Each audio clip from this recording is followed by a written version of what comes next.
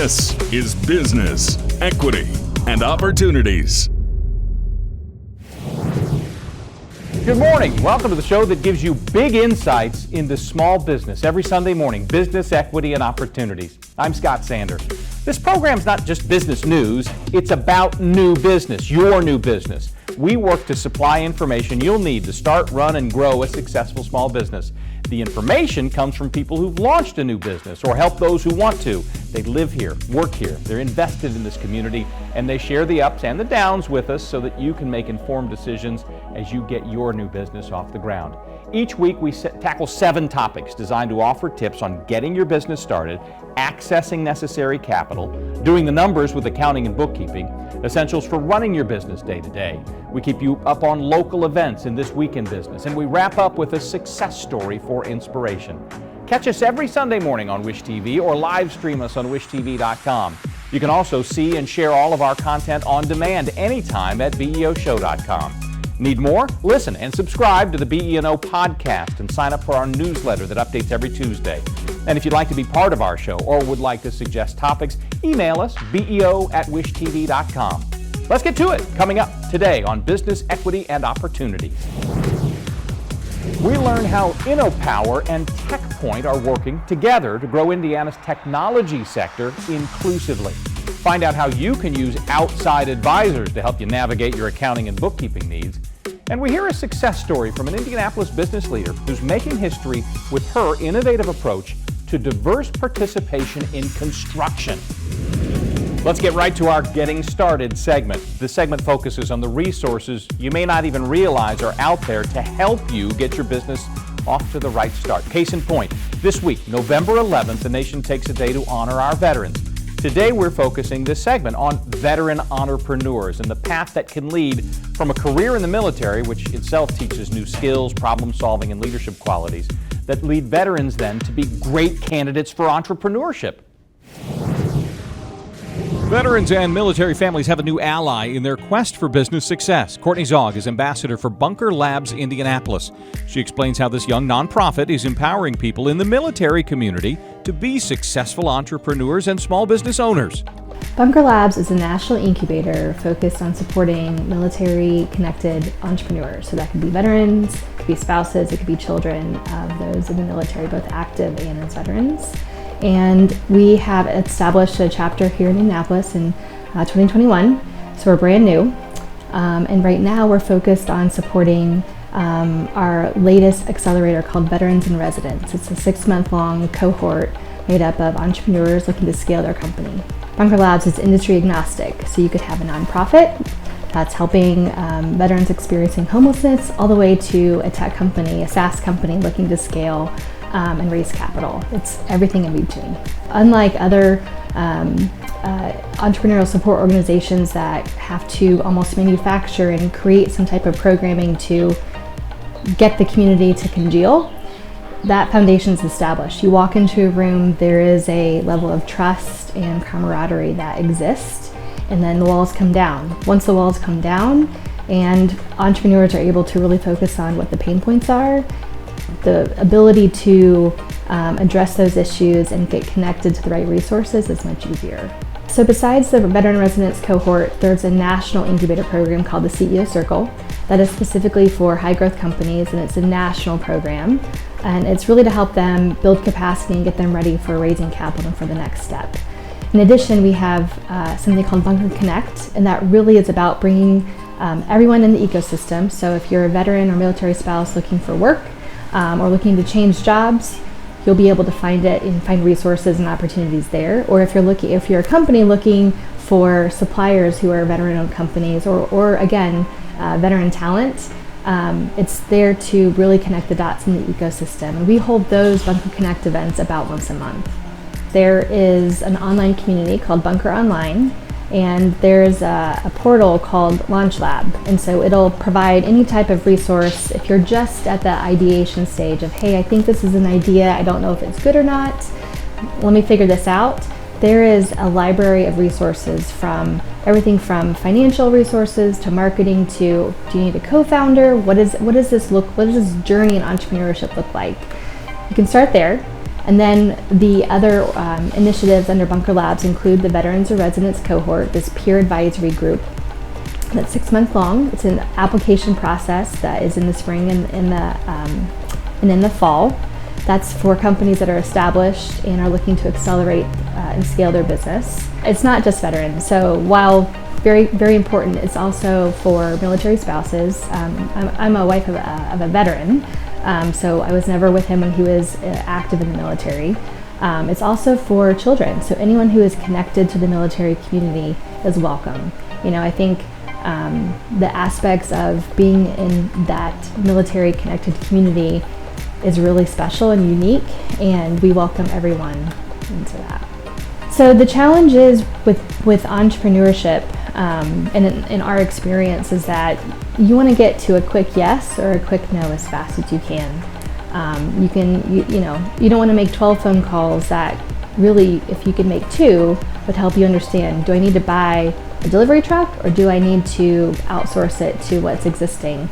All of those things in the ecosystem can easily be answered if you connect the dots. And so that ecosystem building is a really critical part of the Bunker Labs community, and frankly a mission for the ambassadors with Bunker Labs like myself, is ensuring that we're getting folks the right resources quickly so that they can make decisions and grow their companies as fast and as best as they can. Bunker Labs, being an entrepreneur, surrounding yourself with other military connected entrepreneurs, a lot of it's about confidence. And while a lot of veterans don't struggle with confidence, entrepreneurship is very hard. It's very lonely. And so the Bunker Labs community is there to provide that foundation and that support.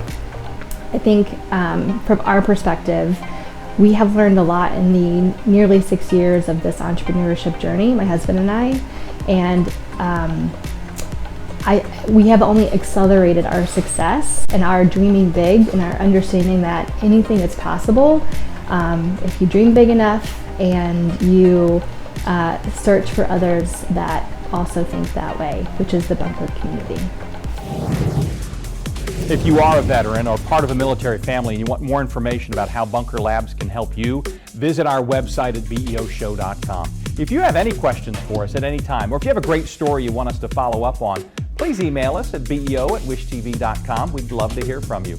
Coming up next in our Access to Capital segment, we continue our look into a new partnership that's making growth capital investments for minority-owned businesses possible. And later, what you need to know about using external advisors to help. That's in accounting and bookkeeping. Business equity and opportunities returns right after this short break, so stay with us. Getting started, made possible by the Indiana Economic Development Corporation.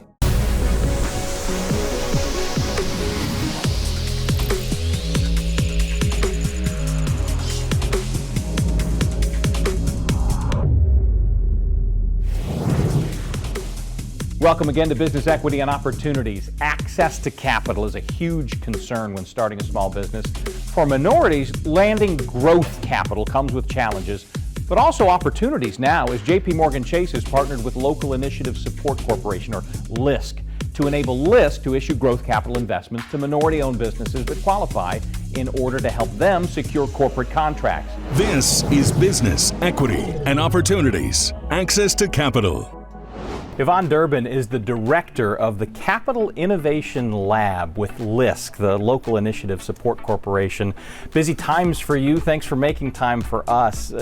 LISC is something we've talked about on our show over the months because we think of it as a local organization, but it's really much bigger than that. Kind of explain what LISC is. Yeah, so LISC is a community development financial institution. So our mandate is to serve underserved communities across the country. We've got 38 local offices, including here in Indianapolis, but really we've got local teams on the ground who know what the communities need, supported by national teams and initiatives. And your goal is very specific in ways to find capital. We talk about capital a lot on Business Equity and Opportunities. And there's an interesting program they call the Diverse Supplier Grant, which really seems like it holds a tremendous amount of potential, but people have to know about it for us to be able to tap that potential. Take a moment, explain what the goal of the program is and how it works. Really, the goal of the program is to support diverse companies in accessing opportunities with large corporations. So we recognize that there are some really high barriers to doing business with a Fortune 500 company. Sometimes you need to upgrade your cybersecurity or your insurance or other IT systems. It's really expensive to do that, especially before you know you've landed the business. And so LISC is able to fund those types of upgrades for diverse businesses. And then the businesses pay us back if and when they're able to grow and access those new opportunities. And if for some reason it doesn't work out, we are able to forgive all or part of our investment. And really the goal there is to promote those businesses' ability to go after those big opportunities and feel confident in doing so. Boy, that is a big moment for a small business as it works to become bigger. We're talking major companies here. There's a major company that's underwriting a large part of this, JP Chase, for instance. How does the money work? Are we talking a few $100s or are we talking a few $100,000? So JP Chase and almost 30 other companies have made grants to LISC to enable us to run this initiative.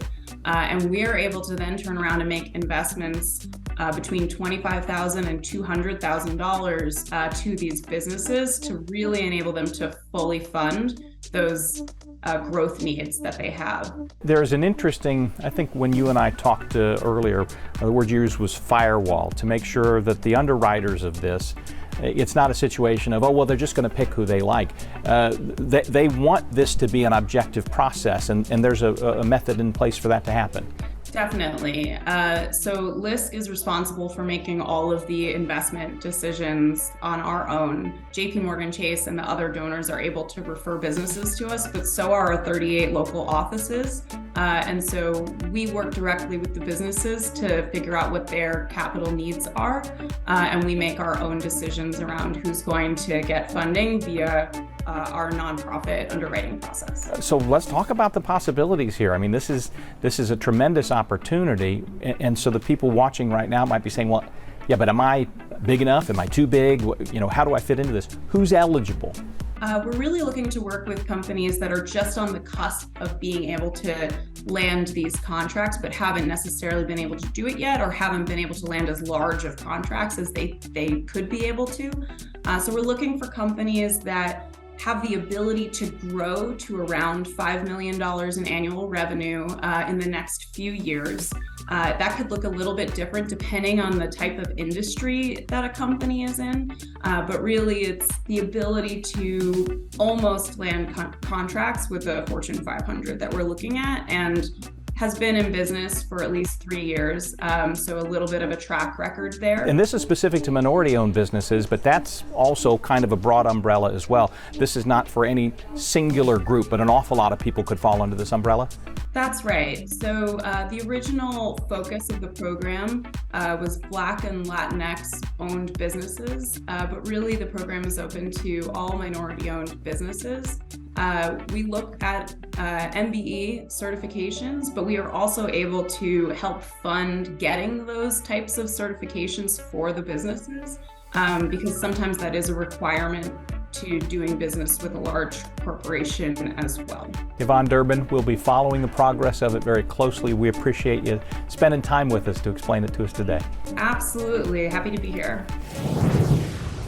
Up next, This Week in Business, we find out how another community partnership will help bring more minorities into the tech world.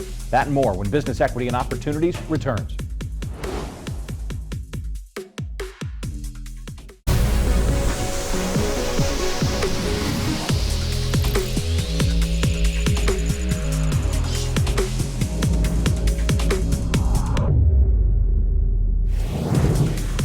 Welcome back to Business Equity and Opportunities. This Week in Business, technology in Indiana clearly is growing, making for many opportunities, including among minorities. Several studies point out major shortfalls in the tech industry.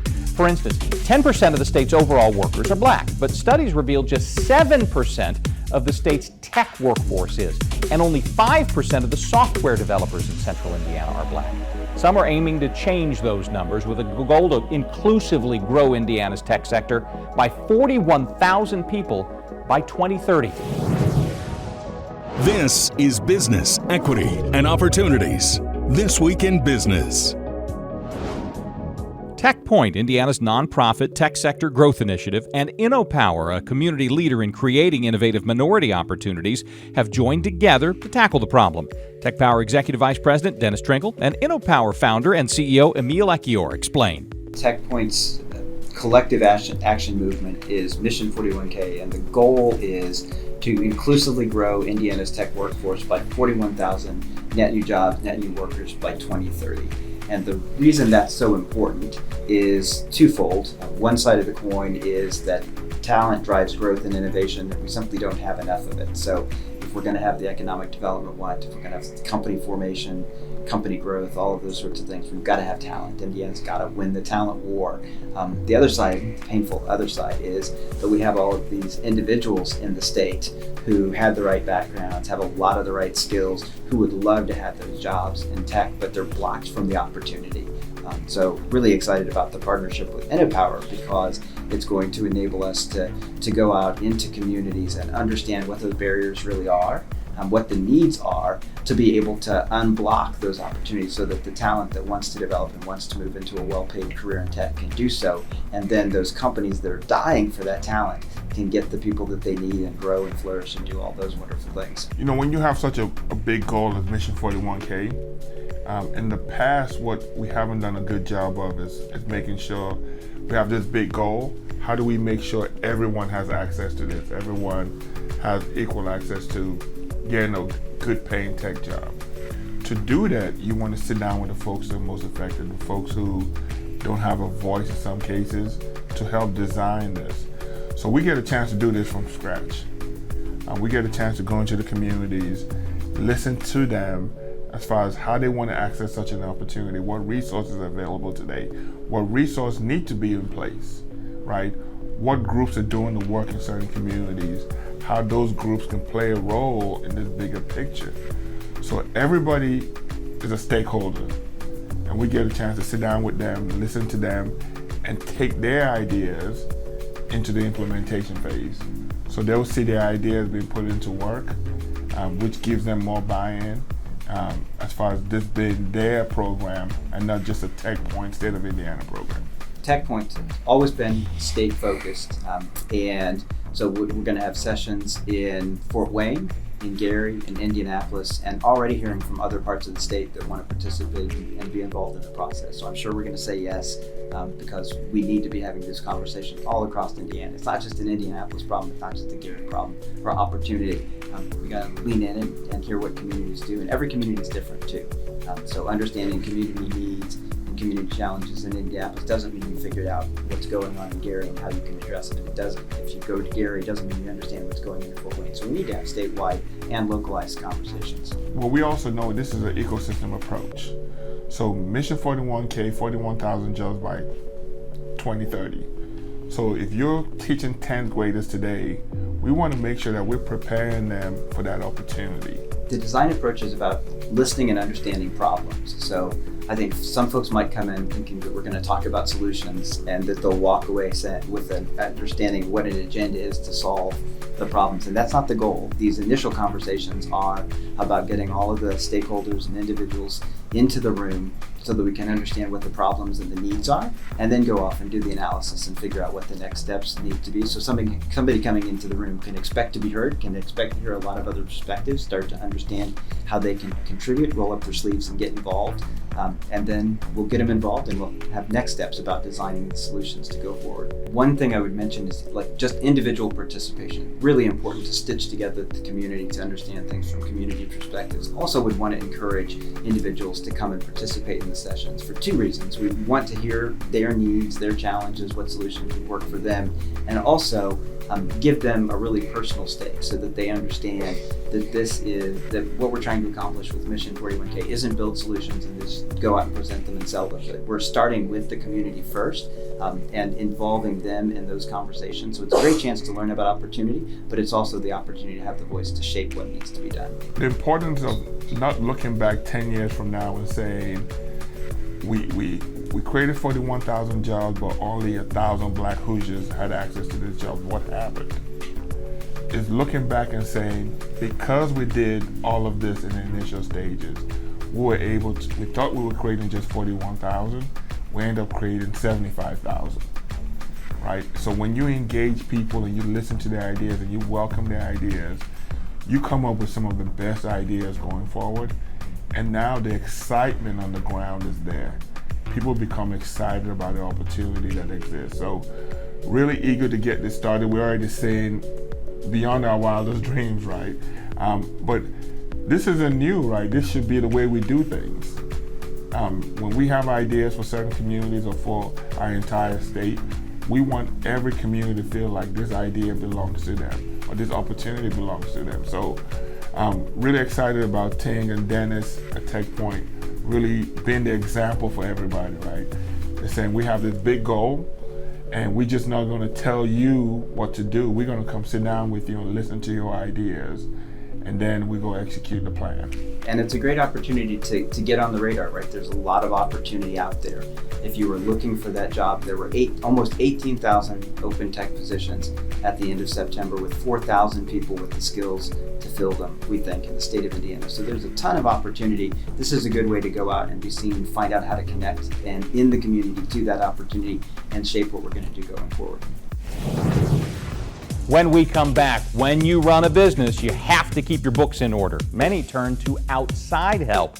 Ahead, how you can use external advisors for your accounting and bookkeeping when Business Equity and Opportunities returns.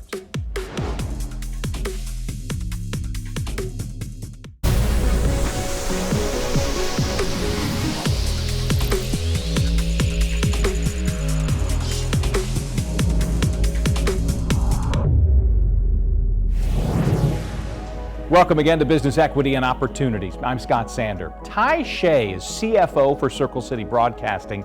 He recently took time to give us his insights in the world of accounting and bookkeeping. Today's subject, how to best use external advisors. This is Business Equity and Opportunities, Accounting and Bookkeeping. One of the toughest moments for any small business owner is knowing when it is time to take this precious thing you've created and bring in other people to help you nurture it to however big you want it to be.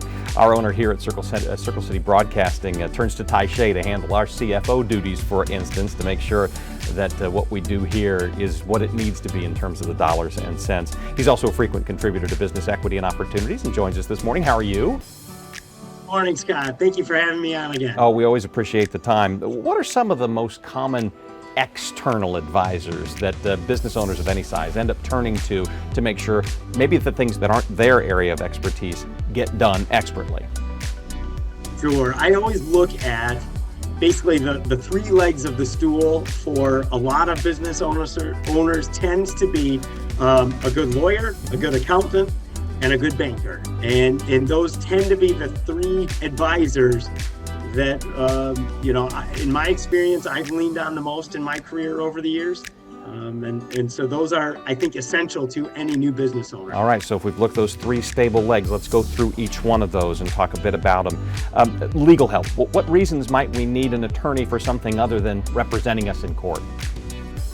A big reason, and you're right, it's not all litigation, right? They're advisors. They're not helping you often in litigation matters.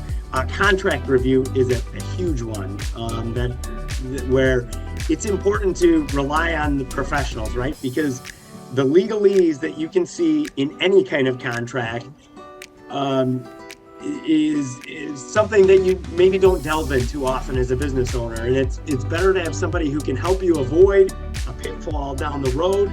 In addition, any contract that gets put in front of you by somebody else is by default going to be using terms that assist that person, right? And so it is only fair that you kind of get your opportunity to look and rearrange and change and certainly evaluate any contract that comes from another party. Is it fair to say that legal is one of those areas that if you spend X on the front end, you may be able to avoid spending X times 100 on the back end? No question. That's a great way to relate it. Is a lawyer is a good lawyer is essentially a cost of doing business from my perspective. All right, well, let's move to the second leg of the stool, if you will, accounting. You've told us in the past that the owner needs to keep an eye on the bottom line, and that'll never change, but doesn't necessarily need to be the person minding the minutia, the minute by minute, the dollar and cent by dollar and cent. Why is that? Yeah, I mean, a good business owner, they have an aptitude at whatever makes their business go and grow. And very infrequently have I found that the best business owners are also maybe, some numbers crunching related, and that may not be their specialty, right? So from my perspective, hand off those responsibilities to somebody who enjoys and specializes in delving in that area, so that you as a business owner can concentrate on the biggest tasks at hand, which is serving your customers or doing whatever it is that you do well that makes your business successful. And I'll admit myself, for instance, when you say accounting and you say banking, my mind sort of conflates them as the same thing, but they're not at all. And banking is an individual and separate sort of leg on this stool. Yeah, not necessarily. And oftentimes you'll have a banking relationship with a lender, right? This is a party who has who says they believe in your company and is willing to give you money so that your company can grow, right? And so bankers, they're in it with you. They are essentially, in a way, de facto partners to your business. And so they want you to succeed, right? Otherwise, they wouldn't have given you money in the first place. And so they can be very helpful advisors. And I strongly encourage anyone who is borrowed money from a bank to have an open line of communication with them.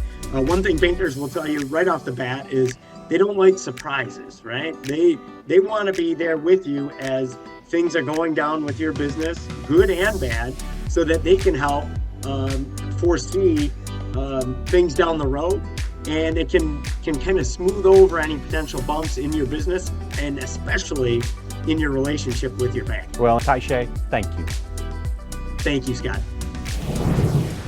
Still to come on Business Equity and Opportunities, find out what you need to know about overtime and keeping your employee work hours by the book. And stick around for today's success story. We meet a local business leader who's finding ways to better keep construction work sites diverse. You're watching Business Equity and Opportunities, and we'll be right back.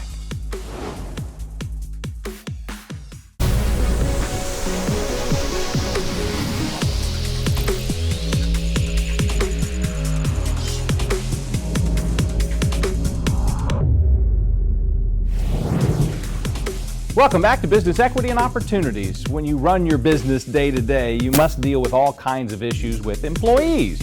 Many of the day-to-day operations that concern your staff are spelled out by the U.S. Department of Labor, an agency that exists to ensure fair and equitable treatment for everyone. It is then vital that you know the law and keep up to date on how they apply to you. This is Business Equity and Opportunities, running your business day to day. Lacey Houle is Community Outreach and Resource Planning Specialist for the U.S. Department of Labor. She joins us today to discuss what small business owners need to know about overtime and keeping employee work hours by the book. Overtime violations are one of the common violations that we do see with employers. And so covered non-exempt hourly employees, they must receive overtime pay at time and a half, their regular rate, for any hours that they work in excess of 40 hours per week. So under the Fair Labor Standards Act, we have also some exemptions that would exempt an employee from minimum wage and or overtime. And so those employees would be either classified as exempt employees or non-exempt employees. And so that's one thing that we do check when we do our compliance reviews with employers, is to make sure that these exempt employees are meeting the duty requirements of the exemption. And so those exemptions are most commonly known, I think, with employers called the 541 exemptions or white collar exemptions. So that would be your executive, administrative, or professional exemption. And so if we check and determine that the employee actually isn't meeting all the duty requirements, then that employee needs to be owed overtime for the hours that they've worked in excess of 40 in a work week. First, in order for the employer to know how to pay overtime, they need to establish a work week, okay? And so that is obviously going to be a reoccurring 7-day consecutive 24-hour period. And so some employers may not even be open the full 7 days. They may be closed on the weekend or have 2 days during the week that are closed. So the employer has to choose that work week in order to know how to pay overtime or know the hours to pay. So a lot of times we see employers will use Sunday to Saturday or Monday to Sunday as their full work week to know when the work week starts and stops in counting hours for overtime. So some of the common violations that we see are banking of hours, or they're averaging the hours across a bi-week period or a 2-week period. And so first I want to explain what banking of hours means. So you have some seasonal industries such as construction or landscaping, and so a lot of times the employees will work a lot of hours, a lot of overtime hours in the summer months, and obviously in the winter months the time slows down. And so an employer will save those overtime hours that's been worked in the summer and pay that out at straight time during the winter months, and that's absolutely prohibited. The employers are not allowed to do that. They should be paying the overtime in the week in which the hours were earned, okay? And then we also see issues where employers will pay overtime after 80 hours if they're paying in a bi-week period, and that's absolutely prohibited as well. So if you have an employee that is working 50 hours in week 1 and they're working 30 hours in week 2, when you combine the pay period, that's a total of 80 hours. However, that employee should receive 10 hours of overtime pay in week 1 rather than combining those hours. During COVID and even now, employers are struggling to find workers to work for them. And so employers are being creative, and they are trying to come up with incentives or offering bonuses or paying bonuses to employees to get them to come to work. So production bonuses, attendance bonuses, those are things that employers are offering on top of wages and overtime payment to get people to work. And so one thing that I think employers aren't familiar with is that some of these bonuses, the law will classify them as discretionary or non-discretionary bonuses. And so non-discretionary bonuses must be included in the regular rate and overtime work weeks. And so that's a common violation that we see, where you have an employer that's doing the right thing, paying time and a half after any hours over 40 in a work week, but they're failing to include that non-discretionary bonus as part of their total earnings. And so they will need to do that to meet their full requirements and to be in compliance. And lastly, we see some overtime issues with tipped employees. And so sometimes we see on payroll records where the employer is taking time and a half of the cash wage of $2.13 rather than at minimum wage. So if they're claiming a tip credit, the overtime pay needs to be at time and a half of minimum wage, less the tip credit that the employer is claiming as the overtime rate. So that I think that would be $5.76 off the top of my head there. So that's the overtime rate that they would need to be using for tipped employees. And a lot of times, like I said, we see them use time and a half of $2.13, which is not correct. To check compliance or to see if they're in compliance, they can visit our website at www.dol.gov/WHD, or they can call our Indianapolis public phone line at 317-226-6801 for questions that they might have, or because every case is going to be different. Up next in Industry Focus, we look at the construction industry, specifically recruiting electrical workers. That's when Business Equity and Opportunities returns. Stay with us.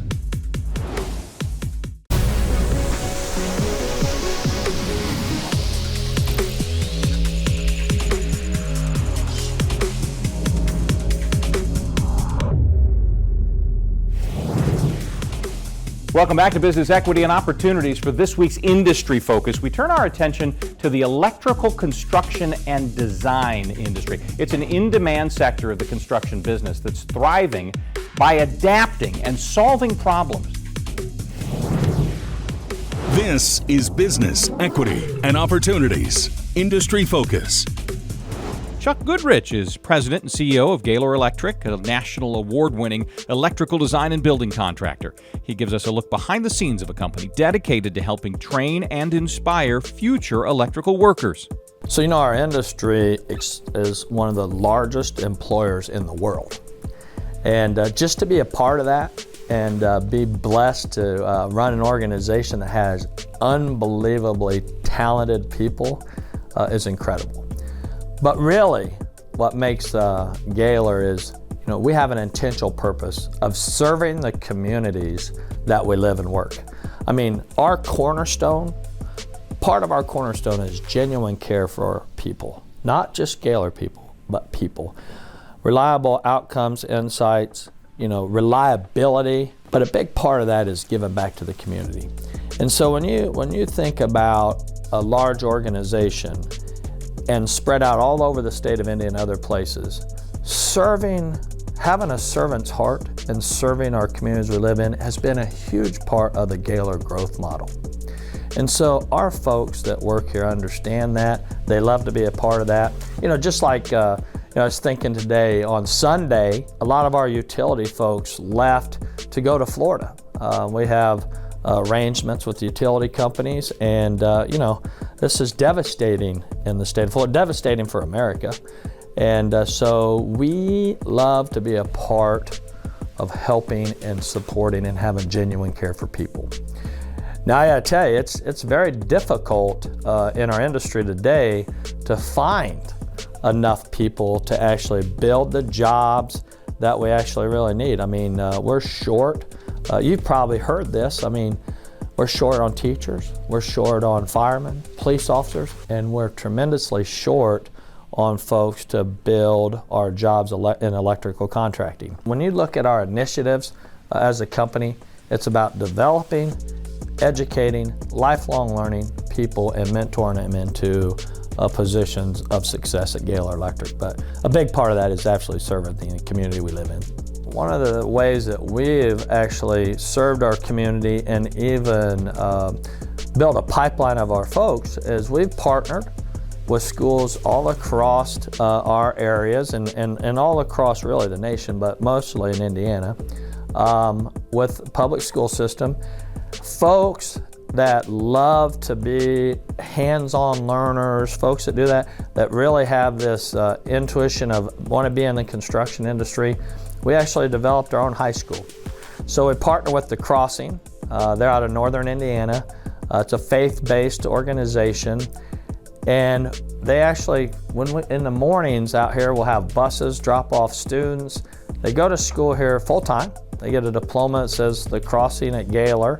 And they literally learn STEM for the first half of the day. And then they take that to our installation areas and they learn how to physically build America. And so they're putting all these assemblies together that literally will be shipped all over the great state of Indiana and other places. But this experience, teachers tell me that this experience is unbelievable because they get more excited about STEM. Now, not all those students will come to work for Gaylor. Some will go to college, but a lot of them will follow from high school after graduation right into a Gaylor employee. And so what really makes that cool is they move right into our apprenticeship program. Over a period of 4 years while they're in apprenticeship school, they'll make somewhere like $150,000. They graduate with an associate's degree from Vincennes University in the construction school, and then they have no debt because that's what we do. We actually pay for them to go through the apprenticeship school, learn their journeyman. They get 8,000 hours of training, on-the-job training with this mentorship we talked about, and it's an unbelievable start to a career. And after that, nothing stops them from doing. I mean, they can become the president of the company if they have the desire.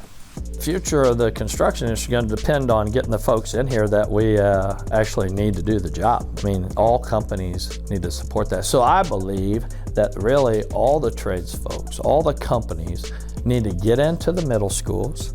They need to educate parents. They need to educate counselors. I mean, when you look at this is a partnership between business and our schools, because we know when they come out, they can make a great living, a great pride in the work. I mean, the craftsmanship you've seen some of these buildings, they're unbelievable. And so that pride and that craftsmanship I mean, what a beautiful job it is to do that. And so, you know the example where one person sees that they build a wall, the other person sees that they build an art piece. Well, all you have to do is look across the nation and see the buildings that the craftsmen are building, and it's unbelievable. And so we just gotta get to the schools.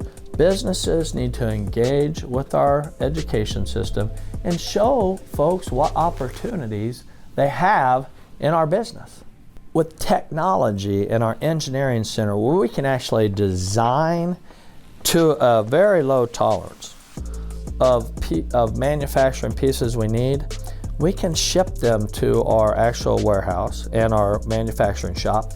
And where in fact you have a controlled environment, a safer environment, if we can bring that into a controlled environment where now they can put up 10 pieces of that instead of one, it changes the industry. The owners of construction projects expect us to lower our costs, expect us to be more efficient, more effective. They know that we're facing shortages. We got a supply chain issue to getting material. So this manufacturing shop not only supplies us a controlled environment and a safer environment, what it really does for us is it increases our efficiency and our productivity. And that's where we are changing the world when it comes to actually building construction projects. Up next on Business Equity and Opportunities, we introduce you to an Indianapolis business leader making history with her innovative approach to increasing diverse participation in construction.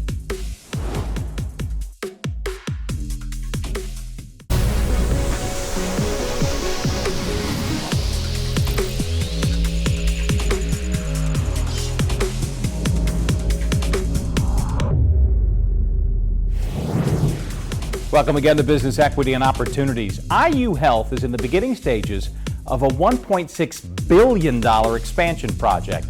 The health system is committed to diversifying the project by at least 30%.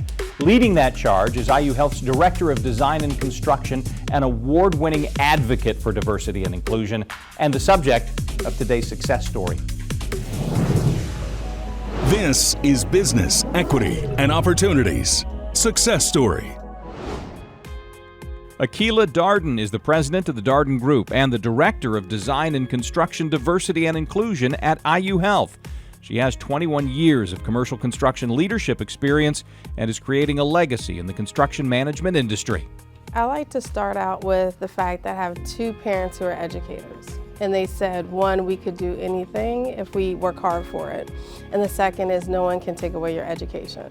So I took a drafting class my junior year of high school, and I figured out then that I wanted to be an architect.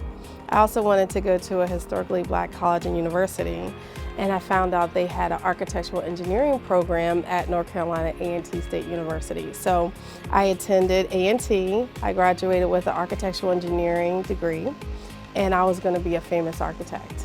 I worked for an architecture firm for 12 hours. At lunchtime the second day, I was like, maybe that's not it. So I'm an extreme extrovert, if you haven't noticed, and I think I was a little too loud for the architecture firms back home in Alexandria. So I got into construction. The main reason I got into construction was because they told me I couldn't do it. So I like to take on challenges, problem solve, and execute.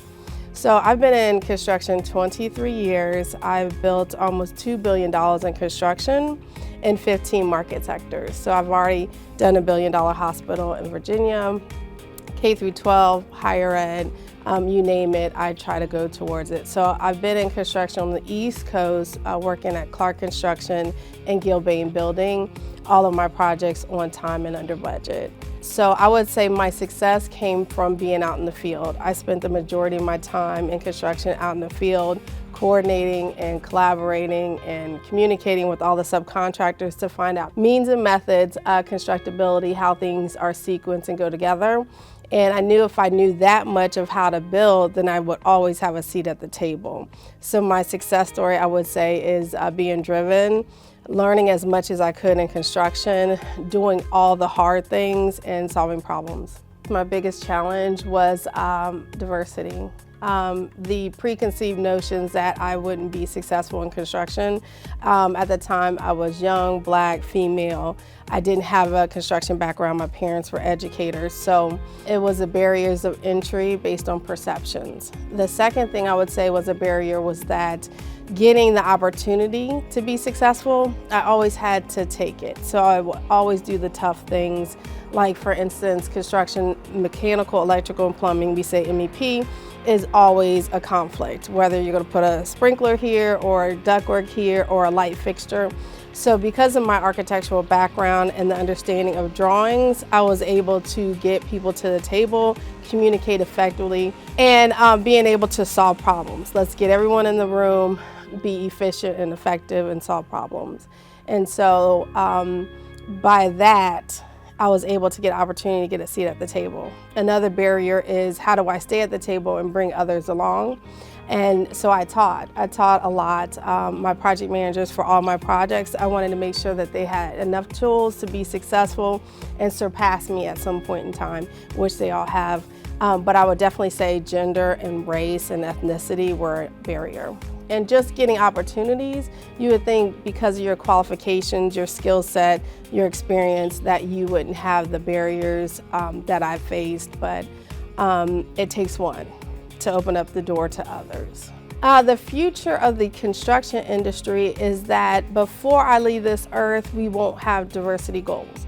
We'll have enough diverse people at the table creating and making decisions, and that we are based on qualifications and experience, and that we will have so much diversity that we won't need goals, right? Second is the perception of construction changing. Like, put us up against, I'm gonna say it, doctors, lawyers, engineers, because doctors, lawyers, engineers have to go somewhere to do a service, and that's the infrastructure piece. So I want to start educating people on the need. I mean, it is life safety. We need a structure to go to sell whatever business we're in, even if it's home. So let's demystify what the perceptions of construction is. I want to be able to go into a school and say, right next to an MD and a JD, and be like, hey, I'm construction, and how I add value back to communities and families. And I would say, lastly, is that women got it going on, and diversity has it going on, and if you don't take heed to diversity now, you are going to be left out. So don't be the Kodak, be the Netflix. That's Business Equity and Opportunities for this week. For more information about our show, visit BEOshow.com. You'll find the content from all 7 topics today and all of our episodes. Whether you're just starting a business or you're deep in the thick of it, you'll find useful information there. Also, subscribe to our BE&O podcast, part of the All Indiana Podcast Network, and sign up for our newsletter to get valuable updates, event information, and more. If you have a question or you want to be part of the show, email us, beo@wishtv.com. And of course, watch us every Sunday morning at 10 o'clock on Wish TV or live streaming at wishtv.com. I'm Scott Sander. Thanks for watching, and don't go anywhere. Countdown to Kickoff is next. Business, Equity, and Opportunities is made possible by the Indiana Economic Development Corporation.